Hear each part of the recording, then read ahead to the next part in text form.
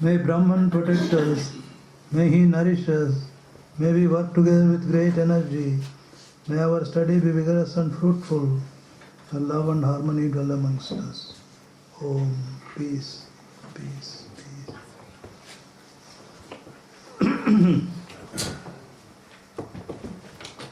Now, where are we? 20. 13. We start at 13.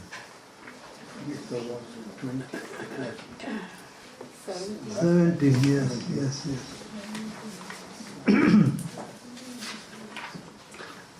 He who is free from the feeling of I consciousness and whose understanding is undefiled, though he slays these men, he slays not, nor is he bound. A lot of controversy is raised in this. This person is there, an enlightened person, even he kills, he does not kill anyone. He is not bound. Immediately we protest. Can he do anything he likes? Yes and no. He cannot do anything he likes. By nature, he cannot do. All these things, especially when killing comes,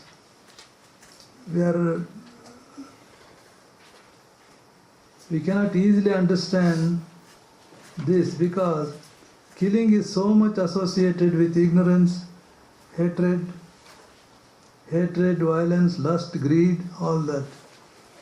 Think of this, without this, it doesn't kill, that's all. Because killing is the result of all this. Ignorance is the first.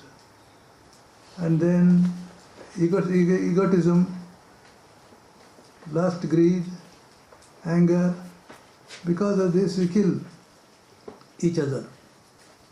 So, he who is free from the feeling of I consciousness is not there. Egotism is not there. He is free from that.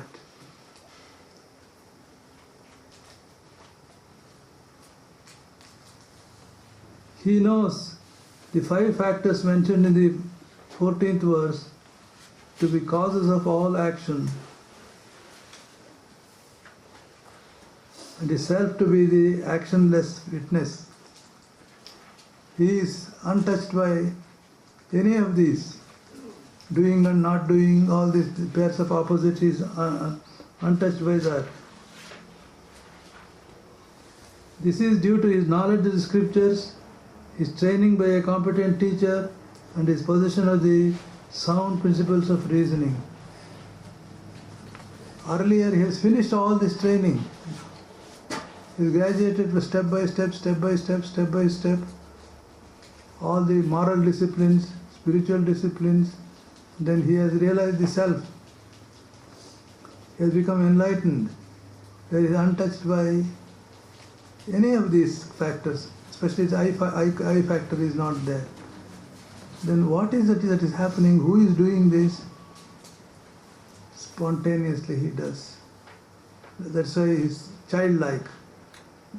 Child spontaneously does, not with any special motive. I am this, I am that status, or anger, or jealousy. It is not motivated by this. It just does it. Like that. He is free like a child. And In the Bhagavatam there is another statement. He goes on doing things freely like that. Not that he should not do, he should do good to people, he should be compassionate. That I consciousness is there, he does it. And whatever he does is a blessing. Is a blessing. Because it is coming from the Atman. It is coming from God. And he doesn't do anything bad. Not with that compulsion, I shouldn't do it. Either way, there is no compulsion. Because he is free. He is not compelled by things to do good or not to do bad. Because it is coming straight from the Atman. Or a purified mind, call it purified mind. Script, how this is due to his knowledge of the scripture. Outwardly, you can explain all this. How does he do it? He has full knowledge of scriptures. Full knowledge. What do the scriptures say? First level, do this, don't do this, and all that. Then what is truth, what is not true. All these he has studied very, has understood the real import of all these things. It is not intellectual knowledge, what it really means. You know, what is the meaning of all the scriptures? God, truth, love, Sat, Chit, Ananda. That is the gist of all the scriptures. He has known the true meaning of that. And is training by a compassionate, competent teacher. Not only that, he's been well trained. Well trained. And then after, this is from Shankara's commentary. His possession of the sound principle of reasoning. His mind is ripe. Ripe. His reasoning, you can't fool that mind. So he has that. With that he is operating. Can you expect irresponsibility there? Oh, I can go on killing people like that, whatever I like, whomsoever I like. He is very responsible. More than responsible. Not just ordinary good person or wise person, is more than that. He has passed all these stages, then only he became enlightened. Otherwise, what is the meaning of enlightenment? He has graduated from all these different steps, which we are all taking step by step, making mistakes and all that. In Sri Ramakrishna's language, he is an expert dancer. An expert dancer, even if he, for the ordinary point of view, he has made a mistake. You should be careful in criticizing him. Slowly, that becomes it becomes a new school. Whatever he does is the law, as it were, because it's all coming from not from the ego. It is coming from the divine within, or from the Atman, whose understanding is undefiled. What is defiled understanding? Identifying ourselves with the body, with the mind, with the ego, all that. The mind has become contaminated. It is not that. It has purified his mind. And his understanding is clean. Even a sattva, good person, an intelligent person, has his mind full of sattva. That means it is clean. The enlightened person has gone more than that. More than that, is beyond that, just being good, just being compassionate, not just that, more than that. He has known the truth about all this. So such a person, though he slays from the standpoint of ignorant, oh, he is killing. This applies to a person like Krishna. Krishna killed. It is not more, not even out of compassion. That's why it's a grace, it is said. When he does it, it is for the blessing. In the movies we see that he kills someone and then the person who is down there as a dead body smiles and then goes like that. That Ananda has come. That means he is liberated, or the touch of Krishna has purified him, and then he just smiles. So, though he slays not, and he slays not. See, there are two standpoints here. From the ordinary standpoint, yes, he did kill. But from the point of enlightenment, he doesn't do anything clearly. See, the killing example is given to say this truth graphically. That means, whatever he does, it doesn't affect him. He is clean. Because he has realized that he is the self. Self is untouched by anything. So, there is in the Upanishad, supposing there is a thief. If he becomes a knower of Brahman, he is no more a thief. No more a thief. There is one story with regard to this thief story. You know Pavahari Baba? Yes. There was one saint in North India. Swamiji had great devotion to him. What happened he was living in a cave. One day, a burglar came, a thief came. And the thief came and he was stealing some small pot or pan in the cave what jewelry will be there. He stole and was going away. And the saint saw him. Hey, don't go. Take this also. There was another pan. He ran behind him. Afterwards gave him that. And then he came back. That's one part of the story. Long afterwards, Swamiji was traveling in the Himalayas. At that time, he met a monk. Very bright, glowing monk. Then Swamiji wanted to know, who are you, what is this? Then that monk said, do you remember Pavahari Baba? Yes. Have you heard of this story? That a thief came and stole his pan, and he ran after the thief and then gave the second pan also. I am that thief. Probably if he had been caught by the police also he would have said that. That means a thief is no more a thief. It's all gone, old thing all is gone. And new thing, if he had done something like that, it's all for the benefit of everyone. He doesn't do anything wrong. Moral mistakes he won't do. Like killing or lying and all those things, he will not do that. He's straight. Though he slays, from the standpoint of the ignorant, he slays not, nor is he bound by the results of slaying. His karma doesn't touch him, because long back he has given up all these bad karmas. Then afterwards he started, your good karmas were predominant. Even that also he has transcended. Then where is the seed for any kind of selfishness or bondage or karma? There is no seed left. In short, he is pure, Shuddha Buddha Mukta, ever pure, ever free, ever blessed. The true nature, he has realized it.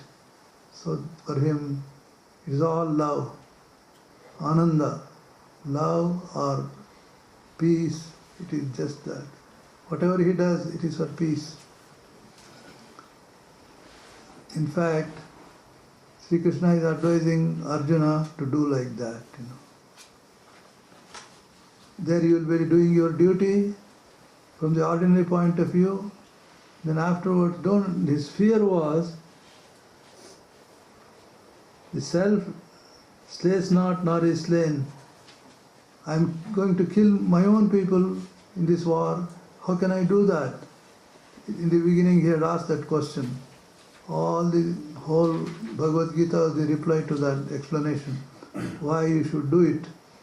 So, how it should be done without hatred, without jealousy, without competition, clean inside. For the sake of truth, for the sake of dharma, I will do it. So only such people can say, I kill and nothing happens to, it is only a blessing to the world. You can say that. So that kind of purity of heart, that wisdom should be there to say that.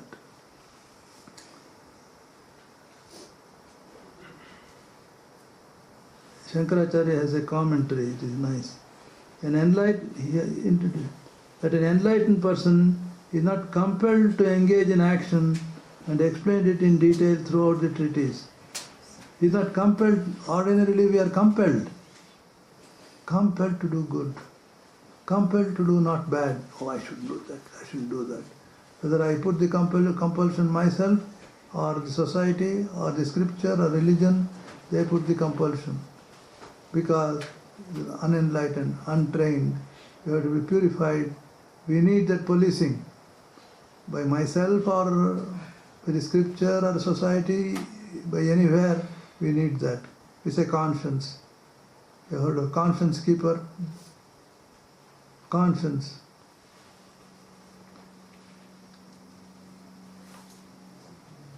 Now he concludes the book in the words that the wise man slays not, nor is he bound. The essence of the teaching is this. A sannyasi who has no selfish desires. That's how a sannyasa is defined there. It's not just the formal sannyasi. The sannyasi is free from the I consciousness and identification with the body. He renounces all action because it is brought about by ignorance of the true nature of the self. Therefore, the threefold fruit of action, good, evil, mixed, does not affect him. It is only an unenlightened man that is affected by them. So, 2 points of view. Unenlightened, all these apply. What we have, all rules and regulations, do's and don'ts, all these apply. Oh, I can kill anyone, I can do anything, because he does it. He does it. Krishna does it. Jesus did it. I will also do it. No, be careful when you say that. Are you completely egoless? Have you understood the essence of the scriptures? Have been well trained under a great knower of Brahman? If you become enlightened like that, then it's all right. Then you don't ask any question, you don't ask any permission. You will just do it like a child does it. Child doesn't ask proper permission. So he just does it. So his action is like that. So this is how it is explained, this sentence. Nor is he slays not, nor is he bound. Though he slays all these men, slaying is this, any other action, put it that way. Any other action. The extreme bad action is killing. Even that is like that. Then what to speak of ordinary things in life?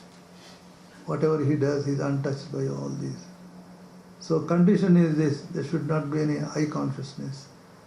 And then whose understanding is undefiled, clear understanding of things. That wisdom has come and he has been well trained. So there is no way he can make a mistake like that. He is perfect. He is perfect. He is a perfect musician. He does not take any false step. Is it possible? Yes. Vedanta comes and answers again and again. Possible. Swamiji emphasizes that. That capacity is in everyone. Swamiji says it's potentially divine. It is hiding, that's all. It is hiding. So the aim is to come to that level where freely, no compulsion anywhere, I just go about. It's all a blessing. What I do is a blessing to me, what you do is a blessing to me. Think of that. So that is the possibility. Possibility of every being is a possibility. Because it is there, that capacity, that nature is not only possibility, it is there. You don't have to earn it. You don't have to earn that. It is yours. You are asked to go to God like that. It's your birthright. Sri Ramakrishna says, God is your own mother, not a stepmother. So go like that. And then at our sadhana stage, discipline, when you are practicing, he said, even when you go to meditation or spiritual life, any practice, you go like that. It is mine, I'll take it. Mine, I take it. God is not somewhere in the sky or anywhere. Long afterwards it will come. It is not that. The approach is, it is mine, I take. Just as you know how people go to their own cars, They go and then key the key and inside sit and close the door and then go. No obstruction anywhere, it is mine. That sense of owning, it is my own already. Supposing someone questions, then you say, you don't listen even. You just go. It's a nice thing to see how people enter into their car. So we enter into this divine realm like that. It is mine. So that is why it is so much ready at hand. They're so compassionate, these teachers and scriptures. And such a thing is the case. Why should you be a beggar? Can you give me a ride somewhere? Like that, asking. When you have your own Cadillac or Mercedes is there, new car, then you go on asking here, there. Our desires are like that, all hankering after other things. We want to have something small, very small. That is why even for an ignorant stage, we have to do certain things. Don't ask for small results. Don't ask for small results. In Hindi, mare to sher marna. Want to hunt a lion. Swamiji extends it. What is the use of hunting ants or ducks or deer? Go and hunt it. Loote to bhandar lootna. If you have to treasury, go to White House. Where is treasury? White House? Fort Knox. Huh? Fort Knox. Whatever it is. Go and then break it and then rob it. Otherwise, pour someone's small hut, you go and steal something. One piece of bread. So that is how they look upon us. These are men of really enlightened people. So much is available. There is one Kabir, I think, Kabir song. He is there in the middle of the river and water is up to the neck, because it's all drinking water, not polluted like nowadays. The olden days, they were all good. But this fellow is there in the water, but now he is dying of thirst. See that? He is begging water, something like that. He is there in the midst up to his neck. Just bend a little, you will get pure water. No. And so even searching for God, searching for this, we go everywhere. Ultimately finding is in our own self. So such is possible for everyone. And all the details are there. To how to come to that, those are the details. That is one sloka. Knowledge, he further analyzes, knowledge, the object of knowledge and the knower form the threefold incitements or karma chodana, which inspires or impels action. And the instrument, the object and the doer are the threefold basis of action. This is a simple idea. The performance of an action, either to obtain or to avoid a thing, is possible only when there is a conjunction of these three. Any action means you should know what's to be done and all that.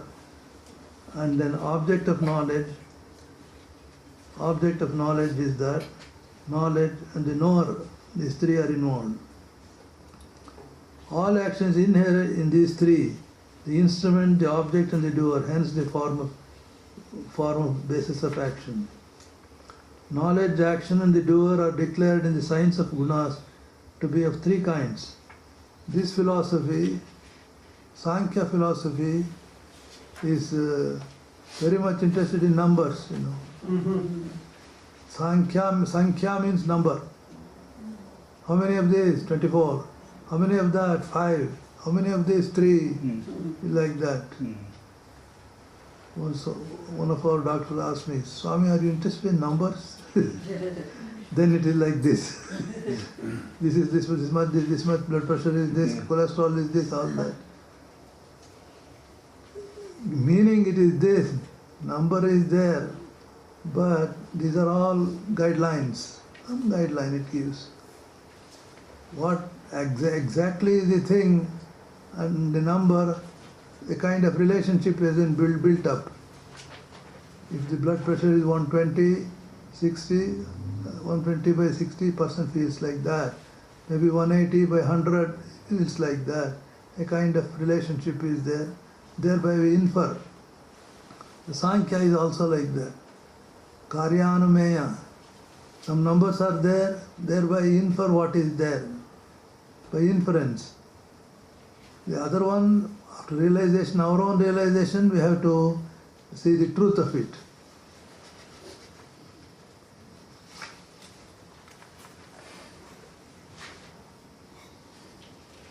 Now, how this, we are talking about this knowledge, enlightenment. In that, he breaks down further. Here, Vedanta takes the help of Sankhya, numbers. Very handy, very understandable is this, at the mind level. At the mind level. These three levels are the Sattva, Rajas, Tamas. By this time you know the meaning of Sattva, Rajas, Tamas.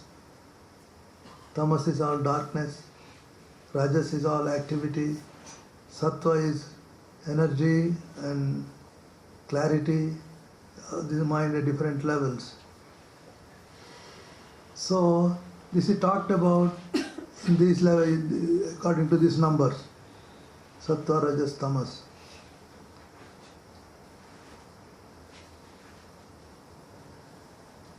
It is for us to compare and then see, like a catalog or a chart is given. Compare this, your eyesight. Can you read this? Something is there. Can you read that? Can you read this? Can you read that? Accordingly, they measure your problem and then prescribe prescription for that. So something like that here. The knowledge by which one indestructible substance is seen in all beings. One indestructible substance is seen in all beings, undivided in the divided. No, that knowledge is of the nature of Sattva. Indestructible substance, that is to say Brahman, or the Supreme Reality, it does not change though the outer form undergoes modifications. This changing world, everything is changing every moment. In this, seeing the unchangeable. What is permanent in this? that kind of mind. And know that knowledge is of the nature of sattva. All beings, from the highest deity to a blade of grass, permeating in the same manner, it's all there. Like the wave in the ocean, wave in the lake, for example. Lake is there. This kind of this knowledge is that unity there everywhere. Oh, it's all water, water, water, water. You will see that it is one. The knowledge characterized by rajas, but that knowledge through which one sees in all beings various entities of different kinds as differing from one another. Know that that knowledge is of the nature of rajas.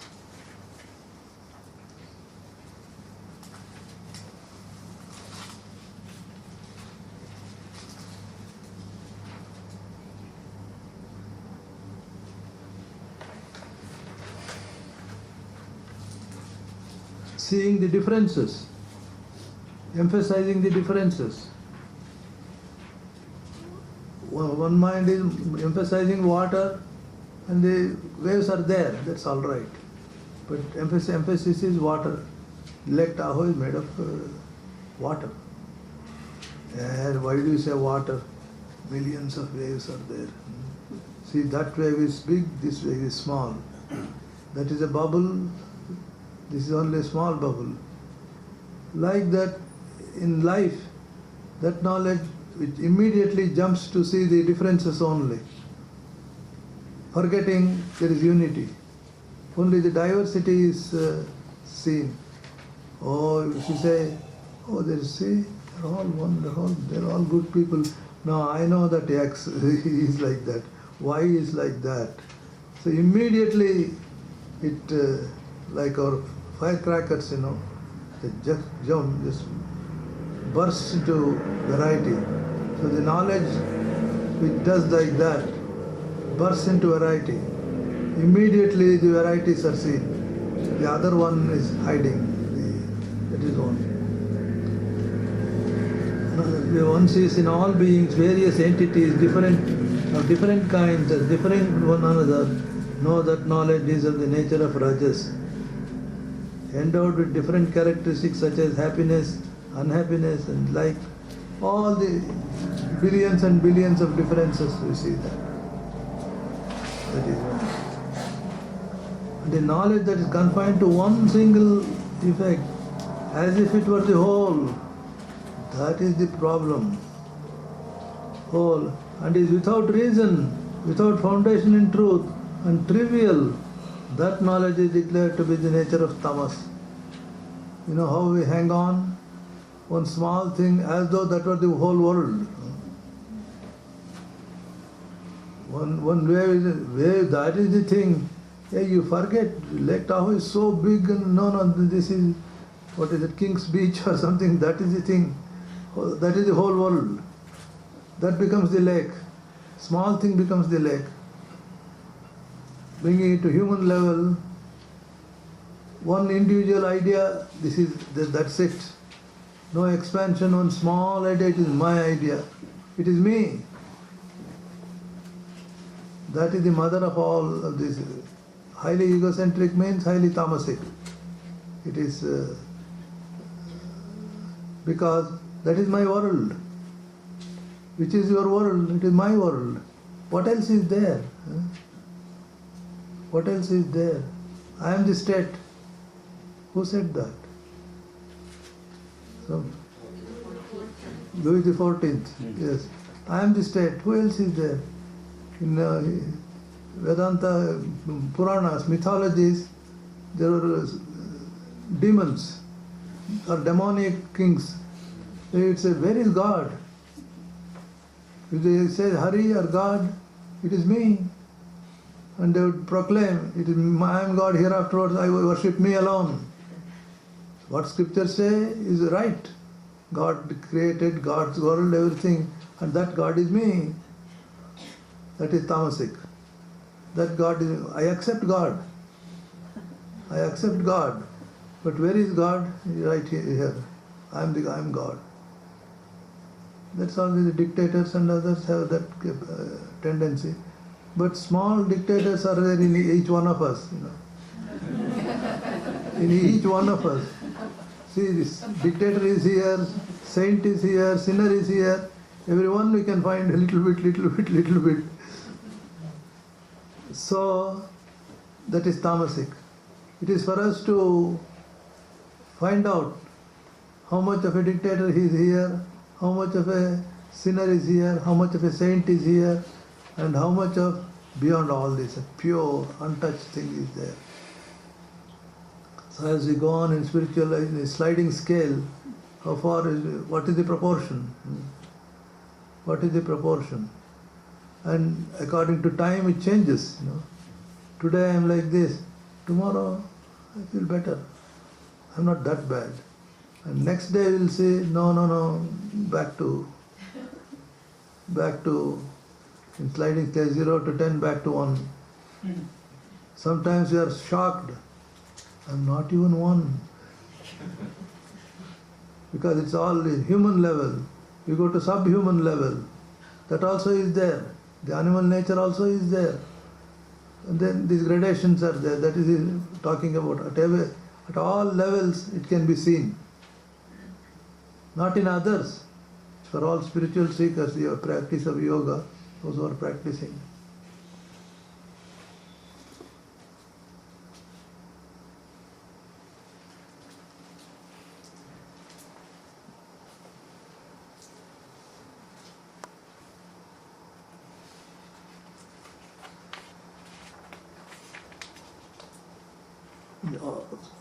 Knowledge that is confined to one single effect, as if it were the whole, and is without reason,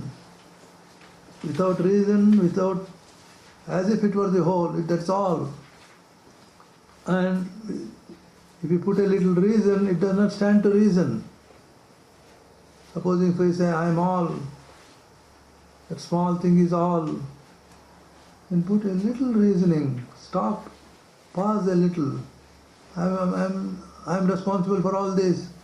Just think, take a second look at it. You will see at least some others are responsible for that, not just me. So like that, go on progressing step by step, step by step, step by step.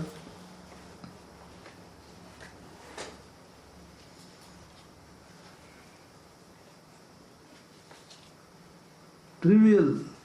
It's only my whims and fancies and obsessions. That's one commentator says, whims and fancies and obsessions.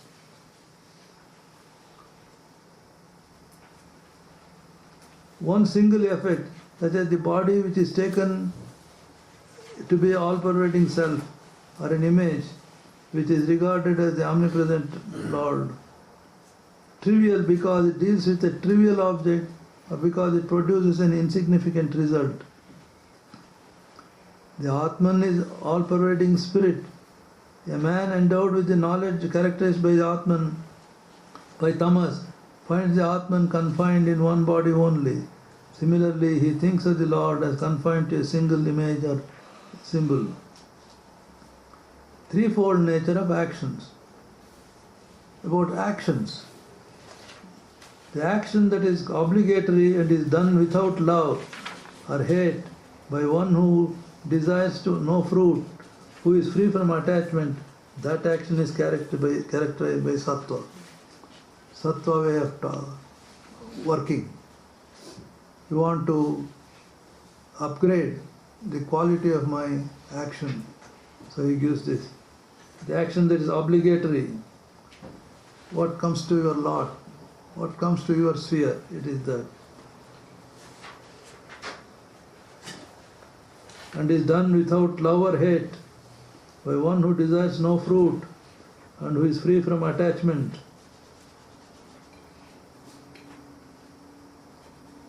That action is characterized by sattva.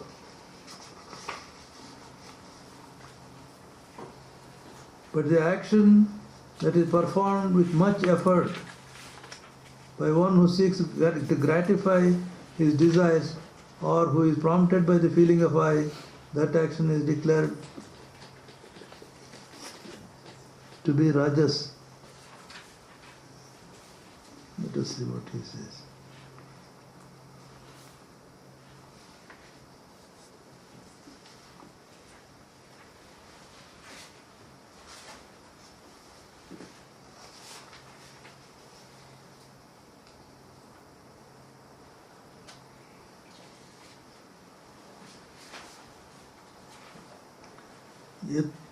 यत्तु कामेप्सु न कर्म साहंकारेण वा पुनः क्रियते बहुलायासं तद्राजसमुदाहृतं. Work that is done by a person merely for the gratification of his desire and with great strain and a feeling of self-importance is said to be born of rajas. Lot of energy is spent. Afterwards, how much, for what for? What for is so much of energy? It could have been done with much less energy. That is Rajasic way of doing things. Bahulayasam, done by a person merely for the gratification of his desire. This is the Kamya Karma. Desire, action with desire. Desire may be in this world, desire may be in the other world. If you don't believe in the other world, it is desire in this world. I am doing this, I am going to get this much. Immediately calculating, like business, how much profit I get. That kind of calculation with great strain, feeling of self-importance. Wherever we go, self-importance. I must be in the forefront. I fight for it. I fight for the first place, you also fight for the first place. Competition. See, competition, that idea comes often in the scriptures. Competition, in the ordinarily we think is a great thing. How often people ask questions, without competition, how can we live in this world? Whether it's the business world or in the official world, or even in the home. So our whole setup is arranged in such a way, it's a competitive world. Very competitive. Everywhere we go, competitive. But if there is someone who is not of that spirit, of that attitude, is left behind. At least when in the beginning, left behind. That is why it is encouraged, everywhere it's encouraged. But later when we grow more, know more, become more mature, we'll see there is a better way of doing things. They put it very nicely. Not that it is bad. Competition is good, but there is a better way of doing things, Like we're driving, these youngsters, how they try to race with other cars. Especially the motorcycles, racing with one another, going, hey, that's not really necessary. You're wasting your energy by doing this way, that way, going up and down and all that, get into trouble, caught by police or hit another car, it can go. No, it gives a kick. So that's why they race. For children it may be all right. Once I saw in a children's park, they had this toy motor cars. There children go and sit in the motor car and then drive and then try to hit other cars. You've seen that? Yes. Hit other cars, Yes. or hit the wall or something like that, and people all enjoy that. That is one sight. And in the same thing in some place, Seattle or somewhere, so another side, by the side of that, instead of a child, a big man was sitting there and then trying to do that. It looked so odd and awkward.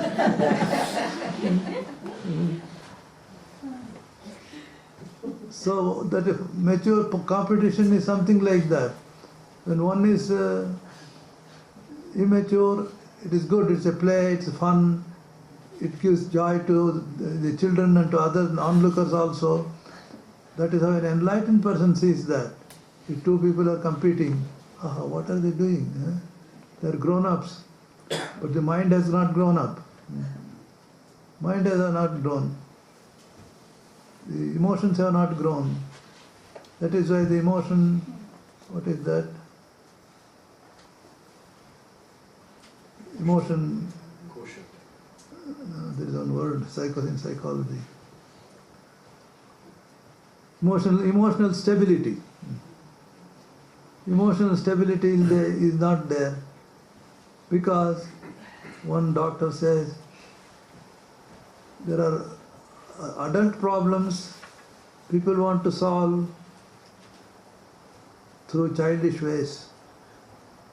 There are adults, they should have developed adult forms, adult ways of handling situation, but they handle in childish ways. That is the problem of most of the psychological problem is like that. That's one doctor's opinion. So these are there. Immature way of handling. So the call is for that. Why don't you do it in a better way? So when we say tamas, it can be done in a better way. Rajas, where fighting, that is what we were talking about. Fighting for desires with great strain.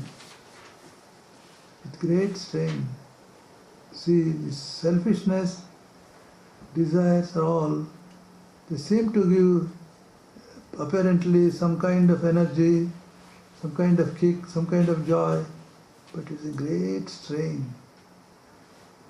So that is stress and strain and all those things develop, all this. You have to compete someone. Say in the car, there is an example. If I have to race with someone, I have to struggle hard. Go, mind your business. You follow in your lane. Don't worry how others' cars are going. Just cooperate with them, that's all. So smooth driving, you go there. So the rajas makes driving hard, more strain than necessary. Sattva means well lubricated. Well lubricated. Everything, whole life, my mind is lubricated. Whole thing is lubricated, everything moves smoothly.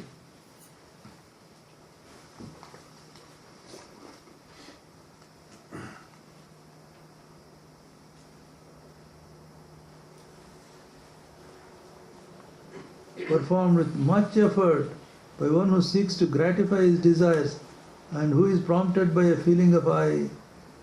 So it's a clash. Desire means clash of egos. Competition, clash of egos. Everywhere, clash. What else can happen? It's all strain. What the scripture says, they are avoidable. They are all avoidable. We make our life difficult. So how to make our lives smooth, more productive? More productive. This one, let us all remember, spiritual way of doing means a better way of doing things. Enhancing the quality and quantity, everything, enhancing that. But we are angry, suppose they do it in a sattvic way. Oh, no, you don't know, it's not practical. That one answer is there. It is not practical. Practical life means go and hit against each other and waste your energy, that is practical. If you are not competitive, you are not practical. Because I am competitive, you are competitive. So we are all in a team. So how can we say, don't do that, don't do the one person doesn't do, you will be hit. So our aim is, in spite of all these, 100 people may be competitive, why should I be? That is spiritual seeker. Spiritual seeker stands on principle, not on how to rise above that person, how to win in this battlefield. It is not that, rise above that. So that is the instruction given. That means grow up. Grow up. Knowledge is that grow up. Wisdom has come. When you are immature, you do one way. You become mature. You laugh at it, I did like that. I went to that park and sat on the car and then hit the other cars. How, if you look at it now, at that time I did, I don't regret it, but it was very childish. Very childish. Now I know more. I can do. That's how we grow up from tamas to rajas and then to sattva.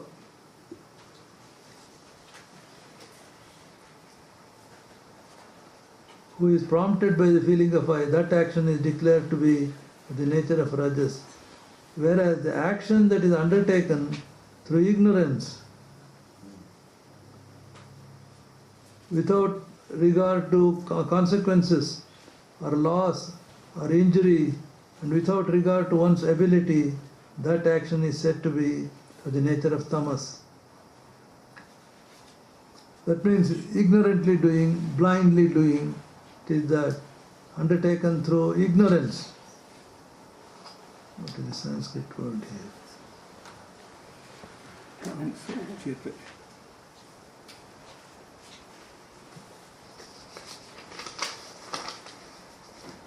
Anubandham kshayam himsa anapekshita paurusham. Without regard to consequences, what consequences are going to come and other, I don't care. Just rush. Like mad bulls, how they go and charge things. They don't consider this way or that way, they go and charge and break their heads now and then. Through ignorance, without regard to consequences or loss or injury. Thoughtless action. Impulsive, without reasoning, without thinking, without regard to one's ability. How far should I go? Each one have a working formula for those things, this far. Up to that extent is I can go. Like budgeting, How often people go beyond their limits, budget, with some enthusiasm or some ignorance, without thinking, go, and then problem afterwards, one after another. So this is action. Whereas the action that is undertaken through ignorance, without regard to consequences or loss or injury, and without regard to one's ability.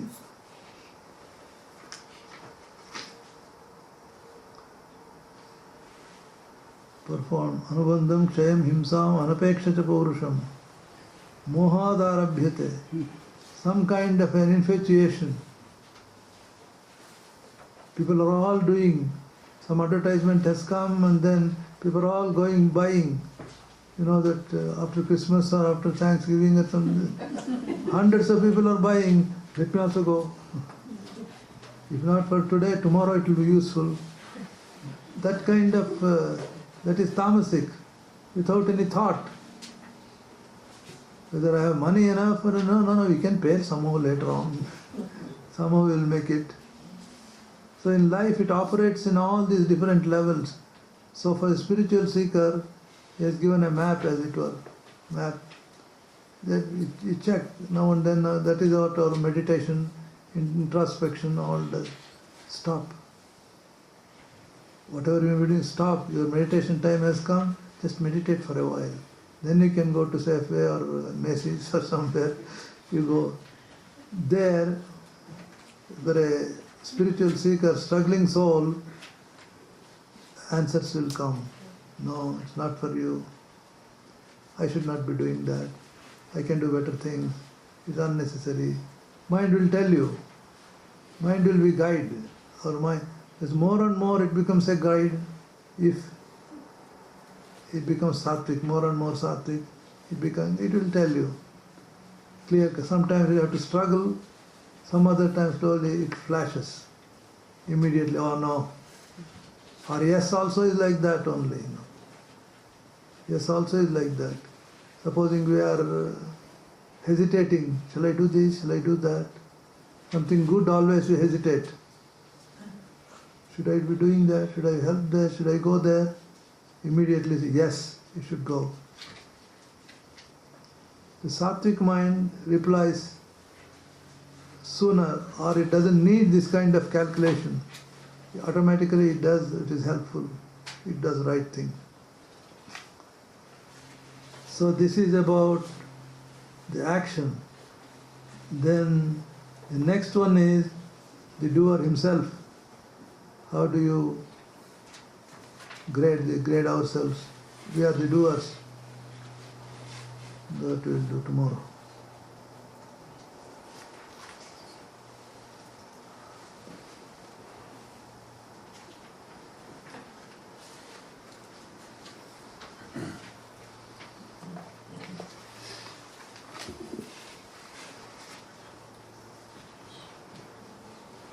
That is how one has to use the scripture. Say every day we use a part of the Gita, let us say, or any other scripture. So some guidance we get somewhere, from somewhere we get a guidance. Especially spiritual seekers often have dilemmas because the higher mind and the lower mind, higher self and the lower self, will all be the tug of war. Any good person has a tug of war because he has done up to 10 units, he wants to do for 15 units. That's how we grow. That's why always 15 units I am not able to do, but I want to do. I am at 10, 11, that is the tension, tug of war.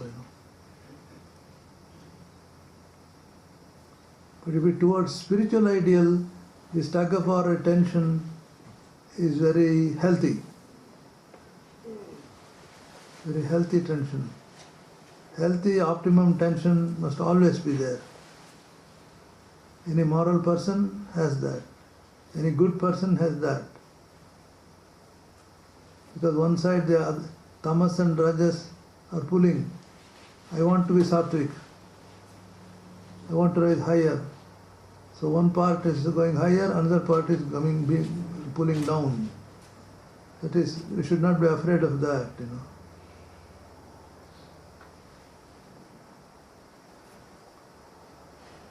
This play of gunas, all the three gunas are playing. This is the language of the Gita, language of the Sankhya Yoga is that Vedanta. How do you measure that? These are the guidelines given.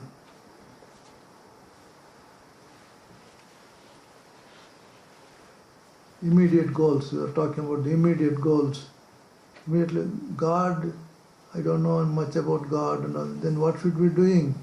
To try to become sattvic. Try to rise to the higher level of the mind, where you feel less friction inside, less tension inside.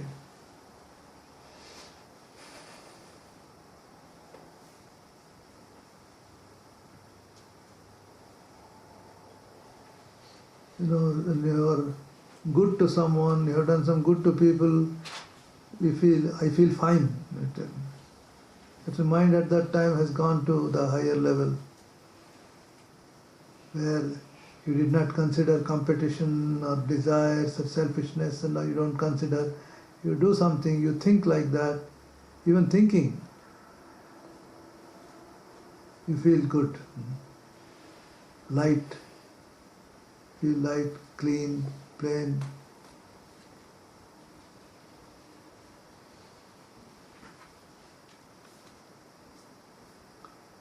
A spiritual seeker, relatively speaking, humanly speaking, aims at that first. At least let it come.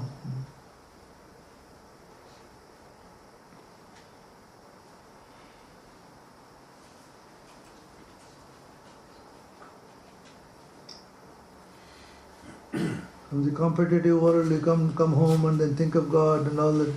What a great relief. So meditation, prayer or spiritual practices will tell us how far we are going, how we are driving.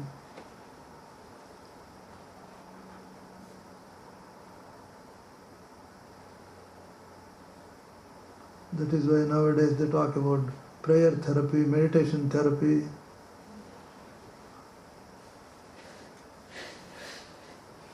Therapeutic yoga practice. Not much interested in God or any such thing. At least let me get some relief. Let me get some relief. Why do you meditate? It gives peace, it gives relief. Our teachers are very kind. They say, at least in the name of therapy, let them do. Afterwards, they will know the higher purpose in meditation. But a person like Sri Krishna or Sri Ramakrishna, they don't accept such things. They say it is not, call it therapy. Therapeutic, you all need healing, good, all right. But don't call it meditation. That's all. Meditation is only for God realization. If you are focusing on God, spiritual realization, that you call meditation.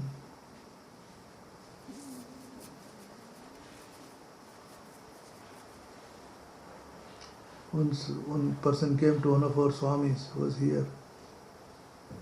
He took some instructions for meditation. And then, for some days, he went back and told the Swami, I'm having good meditations. How is that? He was a helicopter engineer. Now I'm getting wonderful ideas about helicopters. In meditation.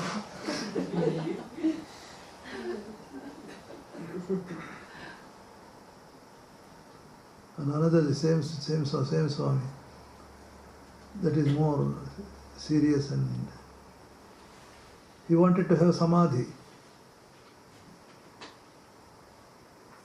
And then some instructions are given for meditation.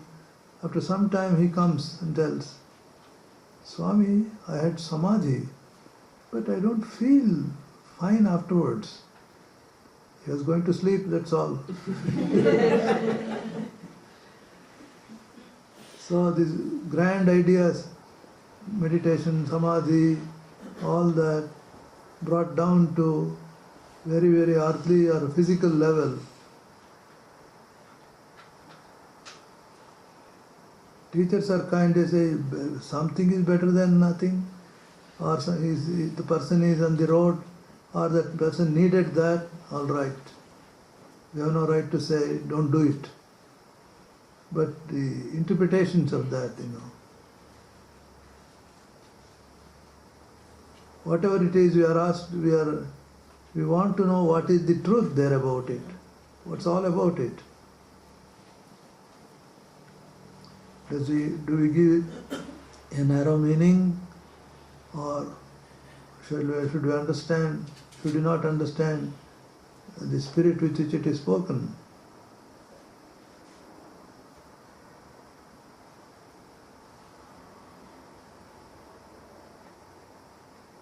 Vedanta puts lot of emphasis on understanding. Understand that, what it all means. Then spiritual life becomes smooth, less mistakes. The ideal.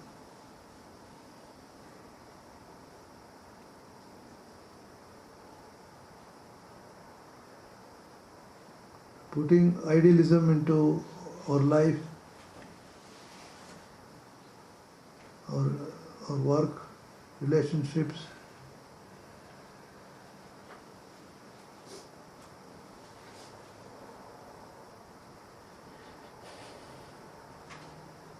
That is how we improve.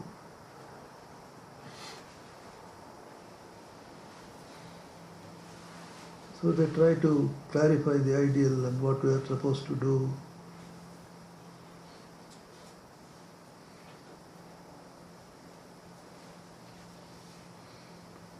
All right, you say something. Swami, it's clear in the Gita that Krishna has shown Arjuna the ideal and has explained totally convincingly that he should go to battle to fight this war and kill his relatives and friends and gurus. But don't all of those proofs pale in comparison to the fact that Krishna was God himself telling Arjuna what to do in person Yes, and showing him his true form? yes. If Krishna weren't there, Arjuna, the imperfect person, going into war and killing people, should he still do that? No, If no. he's an imperfect person? His immediate thing is supposed to do, that is the way for him. It is duty only, performing the duty properly, you rise above the duty. But he's not capable of performing it perfectly. That is what he has to do.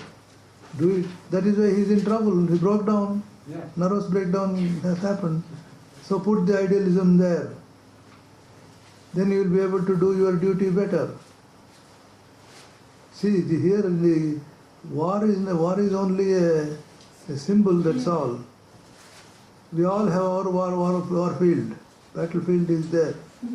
That's, And we break down, failing to do our duty. Now what to do?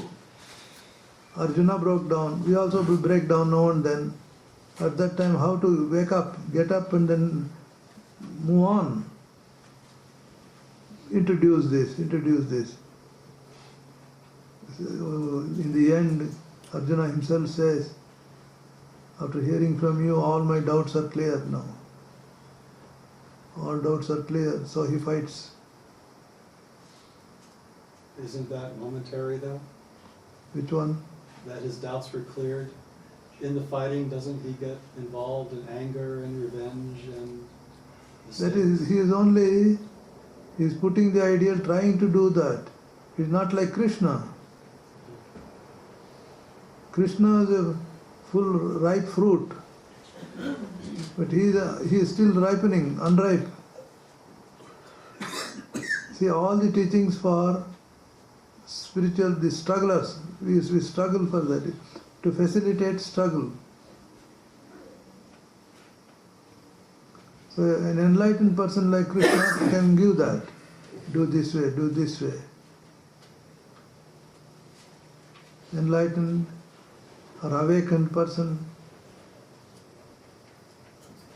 if you want to wake up from sleep, an awakened person should come and wake us up. Otherwise all of us are sleeping. Who will wake up whom?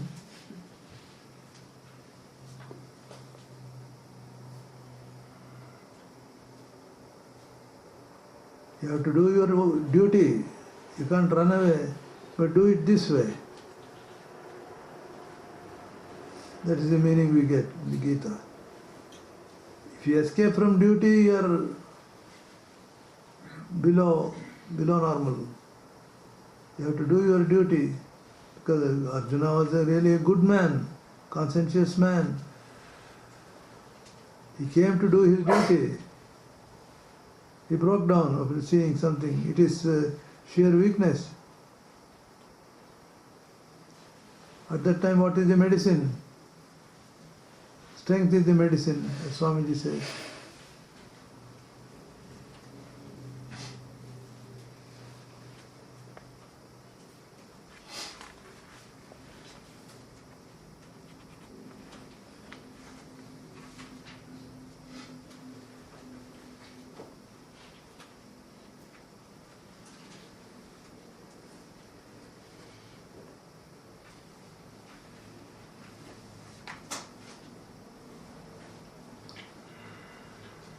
He wanted to give up work and go away.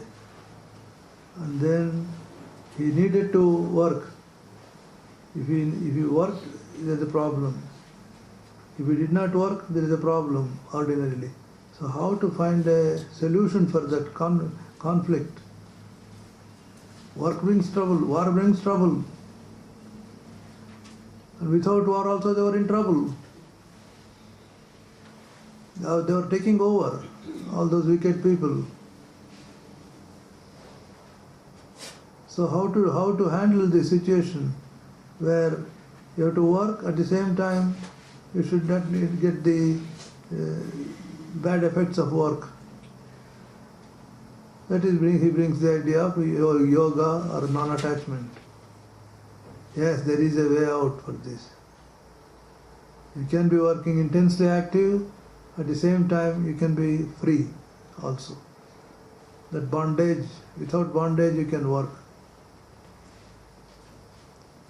That is the method given to us. In all life, yes, be active, intensely active, do what is to be done as a must, your duties, and then service, or humanitarian service, or everywhere, taking care of everyone, however big it may be, apply this method. Do that. Do all those things, but there is a way to do it. If you do it in one way, you'll be caught more and more, you become involved. Another way, you become more and more free. Free, you commune with God by doing that. It's not just a kind of negative freedom, it is not that. There is a positive side to it. Enlightenment means you will realize your true nature, you will realize love, peace, Shantam, Shivam, Advaitam. So all peace, love, and then that unity which we talk so much about in life. We are all one, we are all one. You will realize that by doing this. By just your own, supposing you may be a teacher, do it this way. You will realize that. And here he is a soldier. Soldier's duty, or a doctor, for example, you come a doctor. Soldier, a doctor, or a teacher, any profession, anywhere. Do this way. Through that you will realize what scriptures and teachers speak of as God, self, freedom. It's a way to perfection. It's not negative, just get rid of strain, get rid of bondage, it's not just that. You really realize the truth, what is true.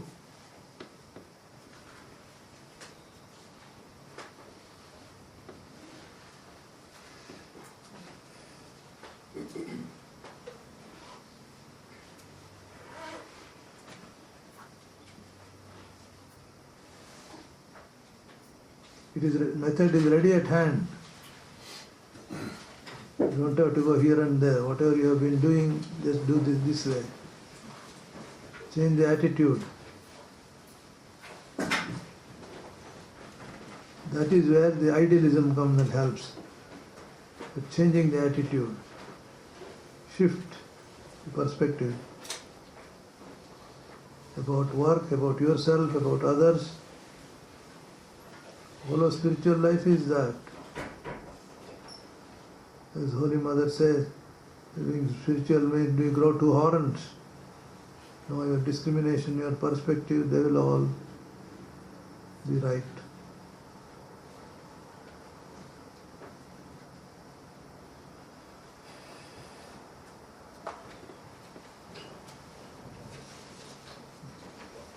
All right, what else?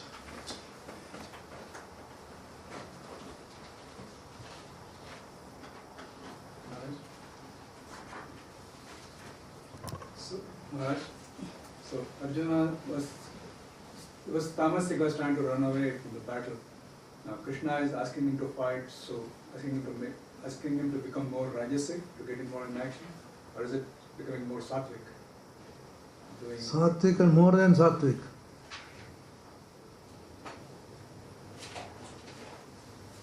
That is, activity does not activity is neutral. It is you make it with your mind, tamasic, rajasic or sattvic.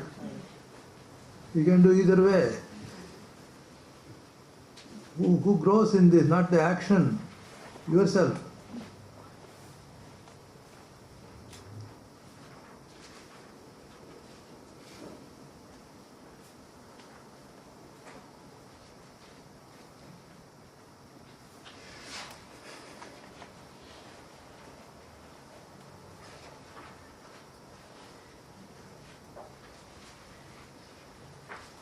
See, the extreme example. That's why so many questions are asked, so much of doubts are raised at war. Sri Krishna takes an extremely complicated example to give his message, the occasion. What is true of that extremely complicated, ununderstandable, inexplicable, call it, action? If this tool is true for that, it should be true for all our small things. Even in that case, it is true.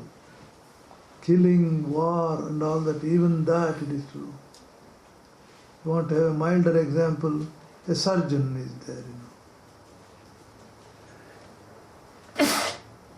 A surgeon, he takes up a case and he has to cut open something and the patient dies. You don't find fault with him.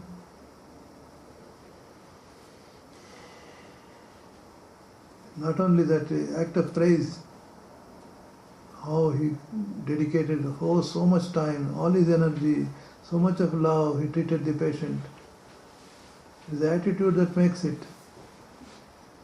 There is a way, even for the sake of truth, for the sake of dharma, even the so-called war can be used. That unenlightened person cannot use that.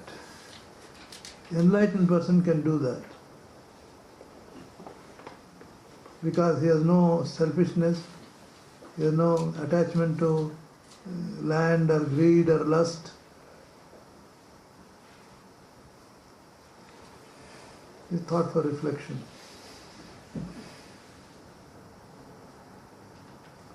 That is why the situation, war may be there. There the problem is the question of duty. What Arjuna has to do for the sake of himself and for others.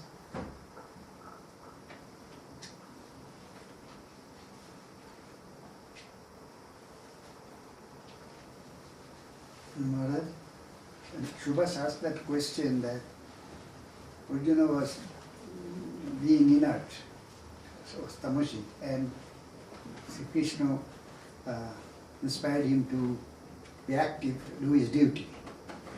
The very term active, action, that's what Shubhas associated with Rajasikata. But the question is, Sattvic also... No, activity can be done sattvic way too. Sattvic way too, right, that's right.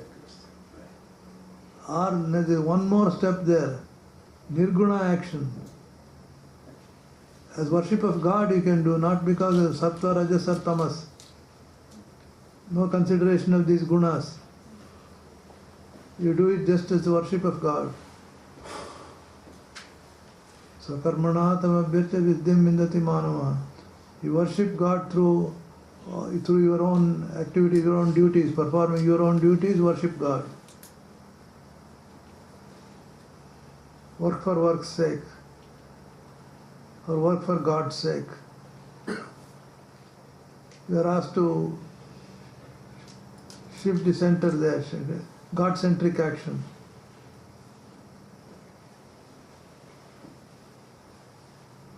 It is beyond gunas. That is why when you are doing such action, it doesn't depend on your nature or your talent, none of those things, you just do it. My God, my love, like St. Francis, I am working for God.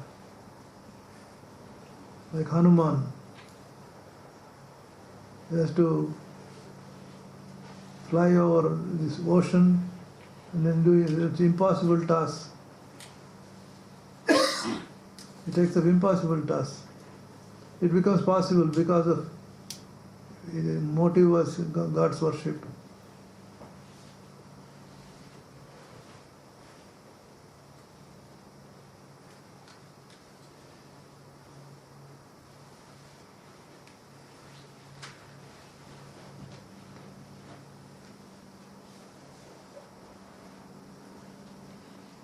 So different ideas are there, suggestions are there, but to churn it inside the mind, and then the result the understanding will seep in.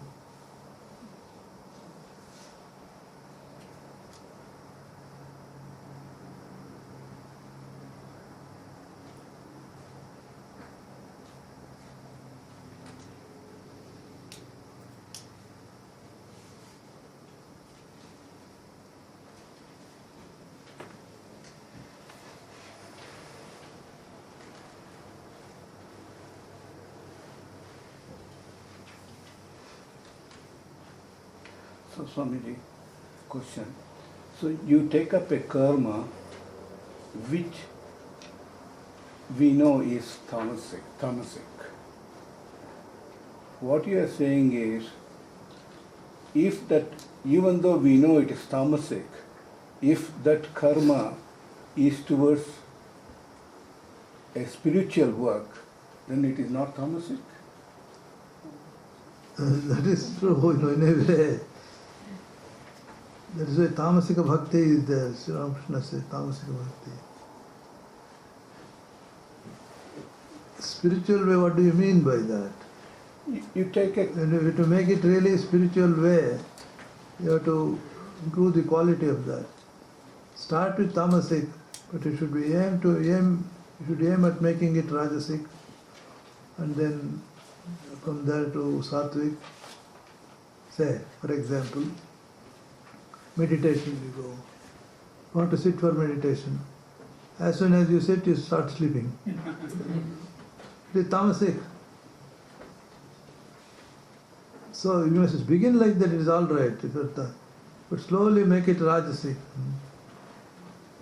While you are doing that, start doing something inside, activity.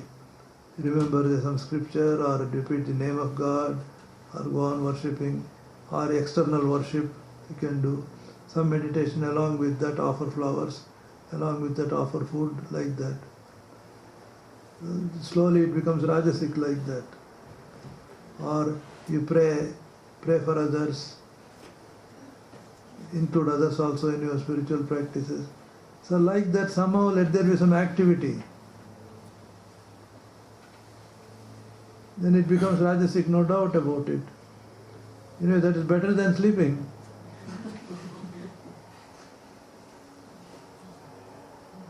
Chant. That is why it is said, chanting the name of God. You shake off your tamas and rajas, slowly come to sattva. These are all the problems every spiritual seeker faces, In another chapter, Krishna says, sattva, rajas, tamas, all the three qualities are in everyone. Even gods are not exceptions. Different proportions. But that is the tool we have. Mind, that is the mind we have.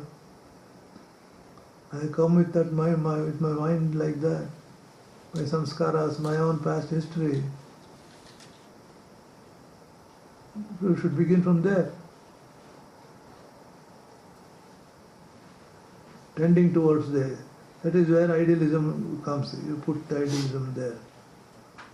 More and more knowledge, more and more sattva. Constant, that is our constant exercise. How to do that.